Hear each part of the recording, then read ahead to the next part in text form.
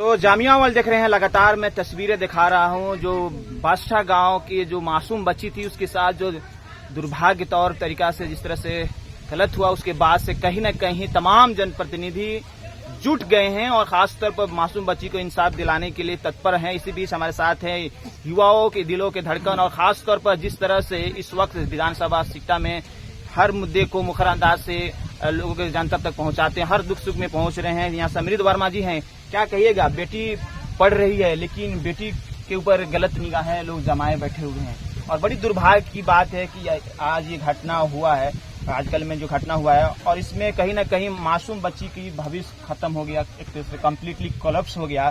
क्या कहना चाहेंगे आप? देखिए, हम सबके बीच की एक लड़की, किसी की बेटी, किसी की बहन आज हम लोग के बीच नहीं रही है। वो हमारे समाज में उनको, बेटियों को देवी का दर्जा दिया गया है, और दुर्भाग्य है कि वो अब नहीं रही किसी कारणवश।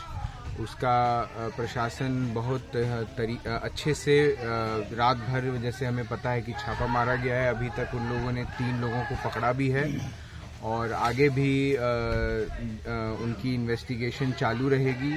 एसपी साहब का बहुत धन्यवाद है, और पूरे प्रशासन का, यहाँ के बड़े बाबू हों, डीएसपी साहब हों, और जो भी हैं सबका बहुत बहुत धन्यवाद है कि आप लोग लगे हुए हैं। एसपी साहब खुद आए, समाज के लिए ही ये लोग हैं, हम लोग सब समाज के लिए हैं। अगर इनकी मन की संतुष्टि नहीं होती है तो फिर किसी का काम सही नहीं है। वो लोग आए हैं इसी के लिए कि घर वाले, परिवार वाले और गांव वालों की मन की संतुष्टि हो। जब तक तो उन्होंने आए हैं, सबको उनसे बात किया गया है, और मेरे खुद की एक बेटी है, 2 बेटियां हैं। हम ये जितना बुरा काम हुआ है, इसके लिए कोई शब्द नहीं है जो मैं बोल सकता हूँ।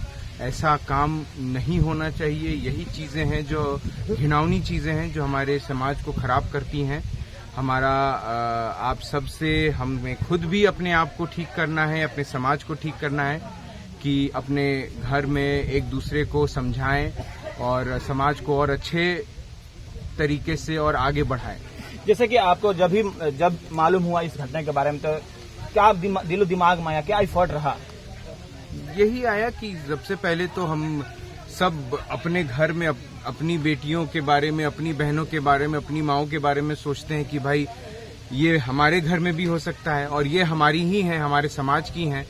तो अगर ये कोई सुरक्षित, अगर इनमें से कोई सुरक्षित नहीं तो कोई सुरक्षित नहीं है। तो हमने जब पता चला, बहुत गांव के लोगों ने भी बताया, हम लोग सब कल से ही इसके पीछे लगे हुए थे, प्रशासन से बात कर रहे थे, और अभी भी पूरी आशा है कि हम लोग लगे रहेंगे कि इसकी अंत तक जांच हो, और जितने लोग हैं इसके पीछे और कोई भी इसमें गुनहगार है, उन सबको कड़ी से कड़ी फांसी की सजा भी मिले। वो कोर्ट का नियम है जो कोर्ट तय करेगा।